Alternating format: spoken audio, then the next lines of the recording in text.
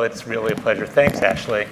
I'm here with two of the leading public intellectuals, young public intellectuals in the field.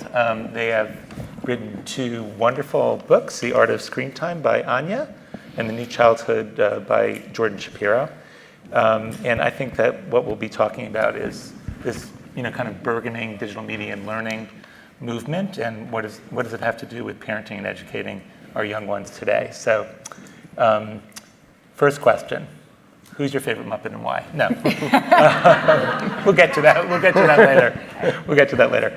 All right, so Anya, you have kind of taken on a really interesting perspective with Michael Pollan. You want to say really quickly what your moniker is? Yeah, so I set out to write The Art of Screen Time. My previous books are all about education, and then I had my own kids, and I was really struggling with the disconnect between how we talk about screens at home with families, which is mostly about guilt and shame and fear, versus the promises that were being made about kids and screens at school. And it was just such a wild disconnect that I knew that I had to try to square that circle somehow. And so after diving into the research and talking to like 500 parents with surveys and interviews, I came up with, I cribbed from Michael Pollan's food rules, where he says, eat food, not too much, mostly plants. And I came up with the slogan, enjoy screens, not too much, mostly together.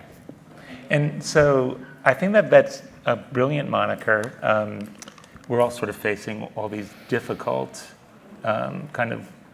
it used to be, work family, balance, and now so much of the dialogue, I think, is about the digital diet. Mm-hmm. Can you say a little bit about where The Art of Screen Time comes out on this notion? Yeah, I think that, first of all, we have to recall, right, that we're in a first wave with these mobile devices, and they're in most of our memories before and after.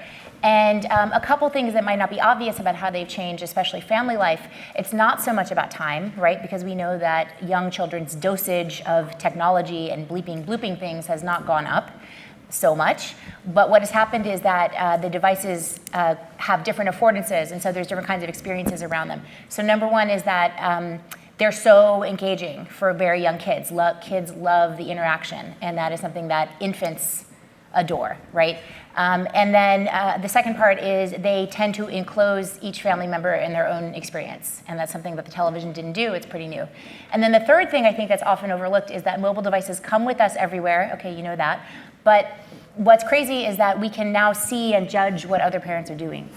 And so one of the most, I think, brilliant but also evil studies that was done was by Jenny Radesky, brilliant researcher, where they went to a fast food restaurant and they watched the family groups at the fast food restaurant. And they found, that 80% of caregivers engrossed in their phones, making statements in a robotic manner while pushing the kids' hands away from their phone, right, while the kids are pleading. And so this is really like imprinted on us, and it connects with so many other things in the discourse around feminism and should women be working, and should they be with their children all the time, and parenting and intensive parenting, should we be paying attention to our kids all the time? And so there's so much unexamined baggage that we're bringing to our judgments around the little triad, or maybe now it's a quad with the kid device and parent and device. Yeah. You spoke to about 500 people, and admittedly it wasn't a representative national survey. But what surprised you about what the adults in children's lives had to say about technology, and also explain to everybody that you do focus on young children, but also on older kids too. Yeah, of course. I mean, the Art of Screen Time really takes in all of childhood, and obviously, a huge amount of the conversations around teenagers right now, but I think early childhood is important. I have a 2-year-old, so in researching and talking with families, they are very afraid and very confused. The guilt and the shame becomes almost a reflexive feeling that people mention, and then when you get talking with parents, they often they're talking about what other parents are doing. So it's very social, and they can't help themselves but judge and argue and complain and disagree. And I think that's because this is so unresolved, and we don't have any wise voice of reason that's coming in to tell us what's good and what's bad. And so what I'm really trying to do is getting parents to look at their own lives online as well, because I think social media is, Dr. Google is the new Dr. Spock, and social media is the new back fence, and parents are coming together sometimes in wonderful, empowering ways, and then you have the anti-vaxxers, right? So what happens when parents get together online? A whole lot of things, and some of them are great and some of them are not so great. Yeah, well, more on Dr. Google later, perhaps. Jordan, let's get you into the mix. So, First, can I say, Anya, you are the wise voice. Oh, well, she has already proven that, and now it's your turn to show us some of your sage advice. So you've written a book called The New Childhood, Raising Kids to Thrive in a Connected World. And I know you a little bit, Jordan, because you're also a senior fellow at the Joan Ganz Cooney Center. You're pretty provocative. And you've basically made the case that what we're doing now, especially in education and education reform, isn't really working, that kids are bored to tears, and there's something about the digital explosion that's not being well understood. Can you say a little bit about your main takeaways? Yeah, well, in what you're talking about in education, I'll start with education because I talk about all of it: family, the experience children are having, what it means to be a child in our current time, which we often don't talk a lot about. We talk a lot about what we need to do for children, but not about what it feels like for children. Yeah. But specifically to your question about education, part of what I say is I think we have this odd myth when we talk about school and education that there's such a thing as conventional, right? And this notion that what we do, you hear this all the time, right? Oh, school hasn't changed in 100 years, which is just nonsense. It's changed so many ways. Anyone who's an educator here can tell you how many times they've had to change or how many times they've resisted changes, right? It's always constantly changing. Things are always constantly changing. And this idea that we're only in a new change kind of drove me crazy. And that got me to start, really I wanted to describe what this means that we're moving into a new context and that we are always adapting to new contexts, right? It's not that we suddenly have something new we need to adapt to. It's the job of parents, the job of teachers, the job of educators, the job of grown-ups has always historically been to go, how do I take old values and make them remain meaningful and relevant in new contexts? And for some reason, we're at this strange block where we feel like it's going to be harder this time than ever before. And I'm not really convinced, if we could get over that block. I think that most grown-ups, most parents, and most teachers actually know exactly how to make a lot of the decisions if they could lose the fear a little bit. Yeah. One of the things that you argue that I found so interesting, and it seems like an obvious point, but we don't act as if we know what to do about it, is so much of what goes on in education writ large is around a future that we can't even imagine. Yeah.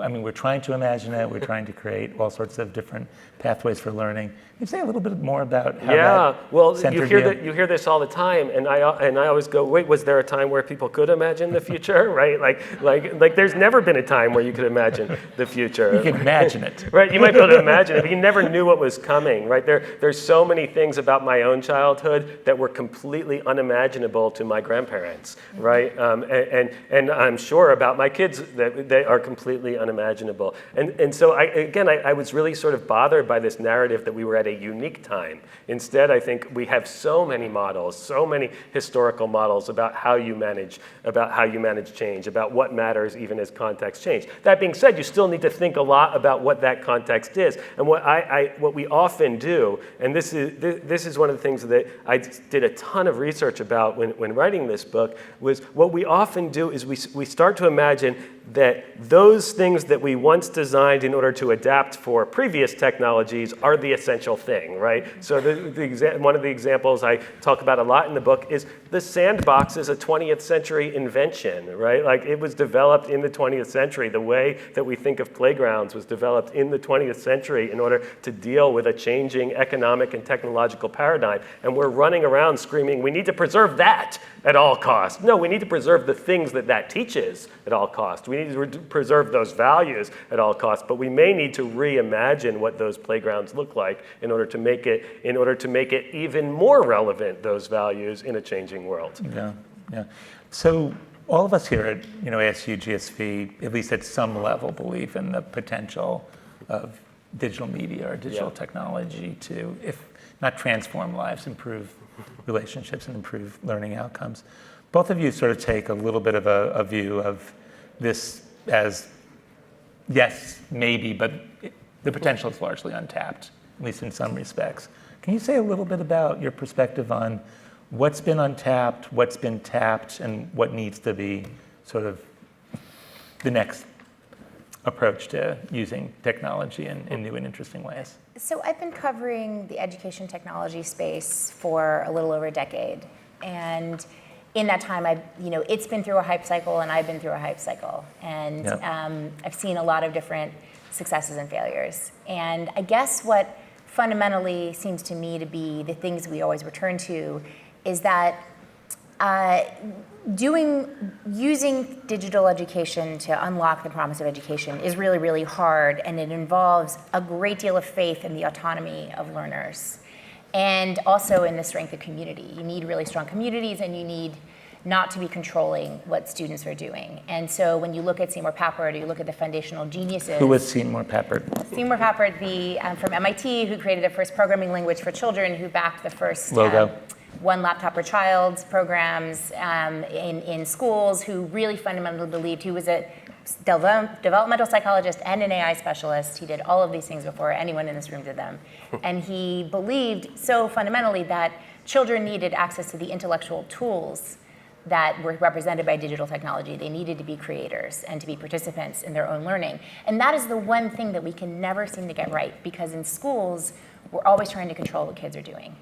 And we're always trying to control the outcomes and measure the outcomes. And so when you're doing that, you're really working at cross purposes with the fundamental idea, the potential that I find so interesting, which is this Montessori 2.0. Or it's not even actually Montessori. Montessori is more planned and organized than the image that someone like Papert had about how children could learn through immersion in the world of technology. And so Ganya and Jordan both are, I call them scholarly journalists. I mean, they've done a ton of research in addition to their reporting in these books. And I mean, dig into like a couple of studies, you guys, that kind of show off the modern day, Papert. Like you talked about how to get a start on this in your book. Like what would be the habits of mind that you would expect to see among the adults in children's lives right from the start that would allow them to deploy technologies in a more useful way? And you can praise Sesame if you want to. I talk about it from a parenting perspective. I talk about Diana Beaumorin's structure of warmth versus structure in parenting, that parents can be, they can be highly over-structured and harsh, that demanding, authoritarian. They can be totally checked out, permissive. They can be warm, but not structured, that's permissive. They can be totally checked out, that's neglectful. Or you can be high on the dimensions of warmth and structure. And that's kind of the emotional temperature that you want to be around when you're parenting, and also just caregiving or teaching young children. You need to be encouraging, but also have some ideas of routines. And I think that listening to kids, being curious about them and celebrating them, and understanding that they take their lives very seriously is something I think that. And where does tech come in? Really okay. So yeah, sort of tech sort of comes in an interesting way. Yeah, I think the way technology and digital media can come in together is, it has been a radically inclusive vision. Something like Sesame has come in to say that, parents are different and families are different, but there are some things that we can provide to everyone, and that children can kind of encounter on their own. And that really that's the huge bet that something like Sesame made, the case that they proved in television, and the case that we're trying to prove today. Yeah, but not yet in digital. Not to the same extent. Can I add Jordan. To that? I think that's a great point. And if you look at what Sesame did, right, that was still the television at the beginning, and it was very passive. And we have so much research talking about the importance of play. We have that people tend to think of as separate from digital. But I think that digital, I think games, I think interactive platforms, I think tablets have the potential to minimize that play gap, right? That gap to distribute more play to more kids, to create more equitable play that's actually designed in ways that allow kids to take control of their own learning and their own ability to experiment. And it's not just that I think that in terms of that has the potential to distribute and create access. If we're moving into a world, and I'm pretty sure we are, maybe someone can argue with me, but I'm pretty sure we're moving into a world where screens are ubiquitous. I'm pretty sure that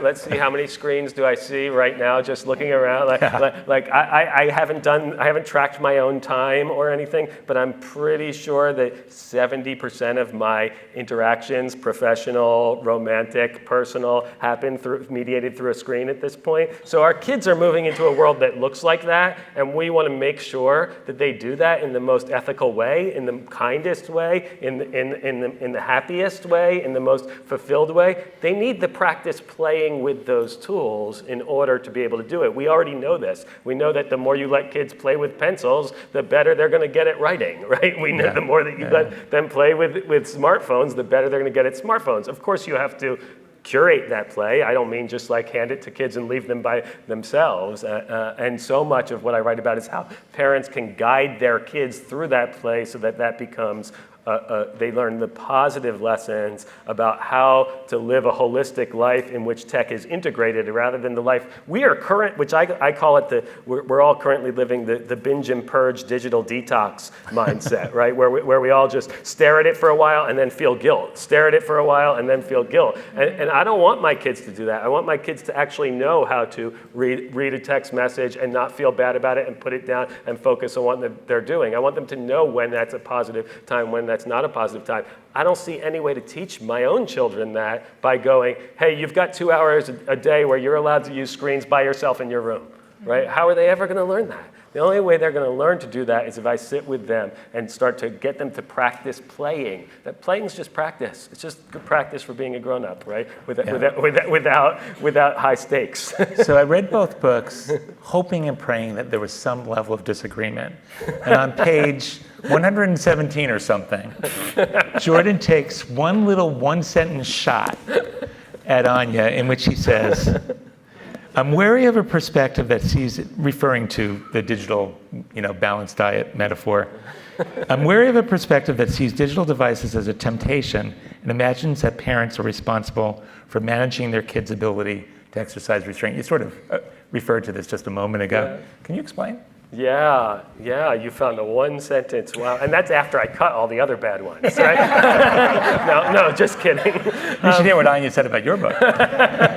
I mean, look. Of course, you can only find one because I really there's nothing I have to complain about in what Anya's written. But I think we're talking about very different things. The scope of Anya's book is very much about how parents manage today, and I'm sort of imagining the future and imagining that as long as we still maintain this idea of screen time versus non-screen time, that's a problem. So I am very wary that becomes the norm. That's certainly the way to consider it right now in this current moment of time. But in the long run, if parents continue to think of screen time versus non-screen time rather than a life integrated with digital technologies, sometimes screens, sometimes not screens, but AI is a digital technology. It's already integrated into our lives. We can either be aware of it and do that in a smart way, or we cannot.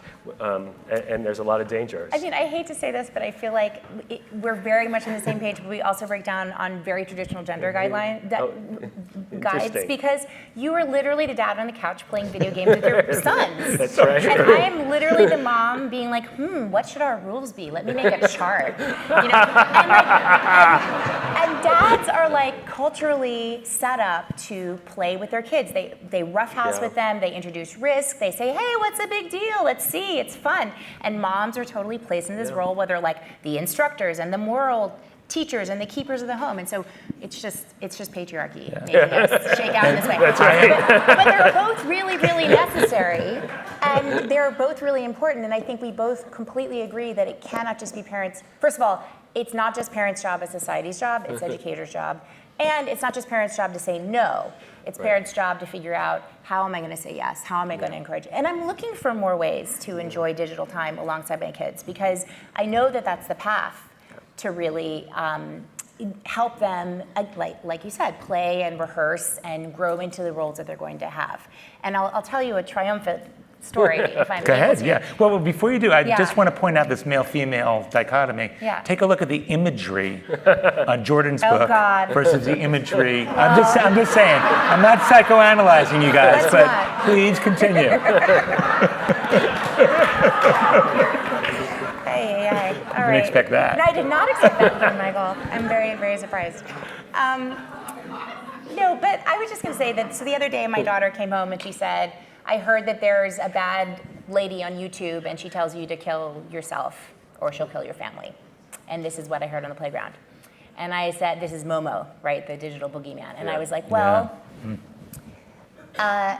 did the kids that told you, do they actually see it? She was like, no. And I was like, how could Momo know where you live? It's just a video. She's not talking to you. She was like, yeah. I was like, how could you ask a question next time if somebody tells you something like that you will figure it out and you won't worry about it? And she was like, yeah, I could ask them if they actually saw it themselves. Yeah. You know, and so that's the like, you know, that there is scary stuff out there, and we also can equip our kids to meet it. Right. In a minute, we're going to ask you to, a couple of questions from you all. So get ready. You now have a shot to ask each other a question. So when you're reading each other's book, okay. What did you want to ask Jordan?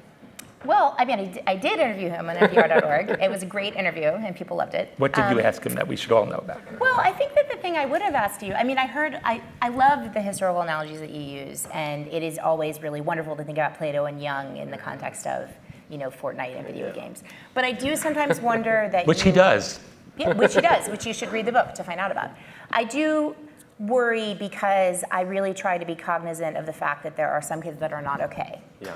And with the sanguine message that parents will be wanting to hear, is there any chance at all that of the kids that are not okay, some of them will, Right. how do you acknowledge that fact? Yeah, and of course I get this question all the time about the kids, because there are absolutely people who develop unhealthy relationships, and there's a lot of with devices or video games, and there's a lot of kids right now that's happening. And Anya digs into the research on that, by the way. Yeah.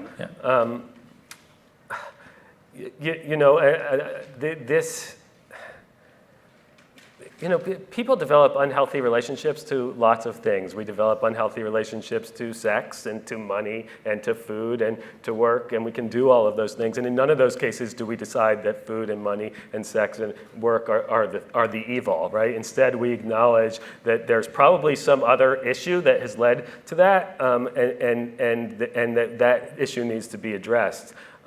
So absolutely, when those relationships develop, they need to be addressed. Parents need to intervene. Parents may need to send their kids to the fancy new rehabs, for all I know, depending on how serious that is. But we also need to remember that is only addressing the symptom, and that what the kids really need is your support and your love as they find out what the deeper problem is. Otherwise, they'll just find something else to deal with that with. And I get really scared when I hear all the scapegoating of Fortnite, right? Because and I'm not saying I think Fortnite is great, but I'm going, if we start blaming society's problems on Fortnite, we're going to miss the real problems, right? And there are real things we need to address, and we may need to stop a little bit of Fortnite for some kids, but that's not the same as addressing the thing that is causing them to be escaping into that world. Besides that one sentence slam, do you have anything else you want to ask Anya? No, I don't know. I mean, I don't think so.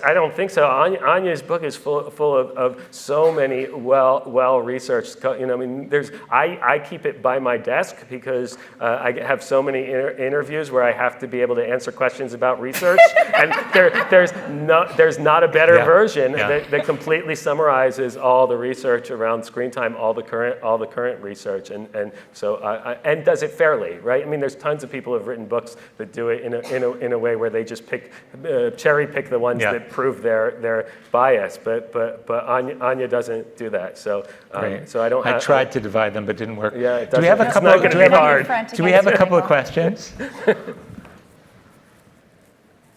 Anyone? Yeah. I spent most of my Say who you are. Brian Katie, I'm the CEO of Newton. Great. I spent most of my time in my life in higher education.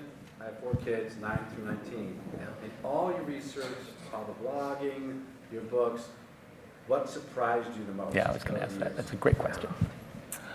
I think the biggest thing that I stumbled over in the beginning of looking at the research was the connection between screens and sleep. And you're going to say, duh. But the fact is that the sleep researchers have all the goods on how technology impacts sleep, which in turn impacts all the other things we're worried about: mood, behavior, weight, depression, consolidation of memories and early learning. And so screens, and they do it, it does it through a really simple mechanism. So whenever anyone says, oh, all screen time is not the same, in most cases that's true. But when you're talking about a tiny device that shines a blue light into your face from 10 inches away, yeah, all screen time is the same. And then the cortisol that's produced when you're engaging with exciting content or just interesting stuff or something your friend posted, that's all the same too. It's a very primitive kind of interaction. And so I really feel like the sleep researchers have it's so easy to overlook. We are a very underslept culture, but especially for little kids, because their sleep patterns are changing all the time. And I think if they can show that naps are fading out earlier, as kids that are more rambunctious are given screens to supposedly calm them down, but actually it's stimulating them, that could have a real serious knock-on effect for school readiness and other things. And then obviously teenagers, it's all the bad stuff. I mean, kids that don't sleep are the kids, there's a lot of things that say like, what you could think of as a teenager is actually just somebody who hasn't slept. It's like, oh, they're bored, they have a lack of focus, they're Familiar with that surly, they're unkempt. Like, they're a person who hasn't slept. All right, another question? Oh, in the back, sorry. Say who you are. Hi, my name is Lila. I'm the Executive Director of Education Leaders of Color.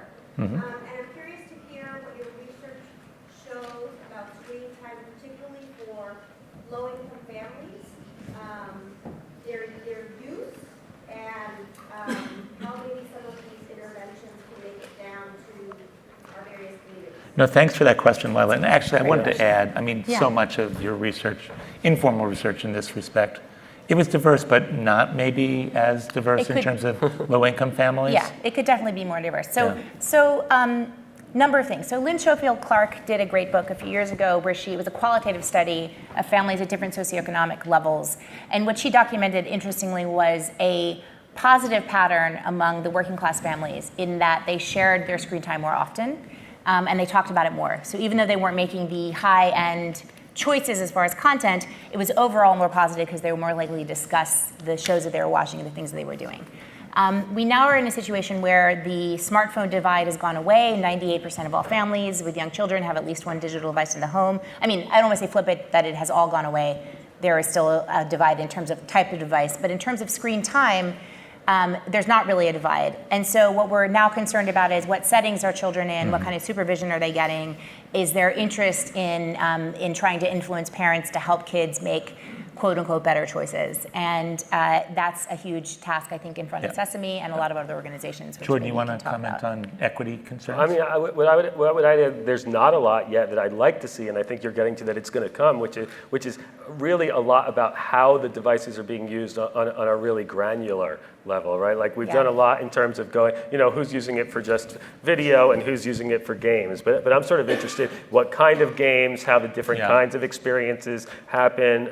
Because I think then, because again, almost everything in my perspective assumes that digital is our new context, right? Not one thing. Right, so therefore I want to know how that context is different. It's going to end up playing in the same kind of questions as questions about how vocabulary is built, what kind of vocabulary gets used in different kinds of digital media, and I think we really need to get down to that because otherwise we'll just end up replicating all of the same things in a brand new context. Okay. Well, I just want to mention really quickly, I think a fascinating area is English language learners and the different ways that they use technology and the role reversal that can take place sometimes where children or young people in a family are the translators, but they also might be the digital concierge. And so is there a potential for learning and for kind of celebrating and upholding those interactions where the kid is the digital ambassador of the family? Yeah. And shameless plug, Layla and others, for the Jungans Cooney Center's research, which has dug into the different ways in which low-income and diverse families experience media, which is often different than some of the profiles that you see of the more wealthy kids. All right, we're coming to a wrap. Okay. I wanted to ask you two quick final questions. Okay. You guys have been appointed as members of the transition team for the new president in 2020. Who is it? I can't tell you. I know who it is, but I can't tell you. And you have been asked to design the priorities for a $250 million digital media and learning fund, which is going to focus, because Chris Perry is now working in the White House, on early learning. and how to untap the potential of digital media for early learning? Where do we start? I think I would encourage us to ask questions about less, I think the instinct people usually go to is the question about how to use the media or the digital in order to distribute learning, right? And I would much rather see us ask questions about how do we make sure we're preparing children with the kinds of thinking and the kinds of experiences that will allow them to be well, I was going to say autonomous, but also good citizens in a world where everything will be mediated through a device, right? How do we make sure that their mind has shifted in such a way they have the right habits of mind to be able to take these tools and leverage them in order to make the world they want to see, and hopefully the world we want to see too, because I've always been the don't prepare your kids for the world, prepare the world for your kids mindset. Yeah. 250, $250 million, Anya. I would get diverse parents and teachers and put them on teams with technologists and designers to create and imagine amazing learning experiences and to learn together so that they could also get training in stimulating those kinds of experiences with their kids and for their kids. Okay, final question. All right. One must do and one watch out as you think about the work that you have just completed in terms of the audience here, activating them over the next year. Must do, watch out. Jordan. It's a hard one. One must Send it do. to you in advance. I know, but I assumed we would run out of time before they got to the last question. one must do, watch out. You can just give me one or the other.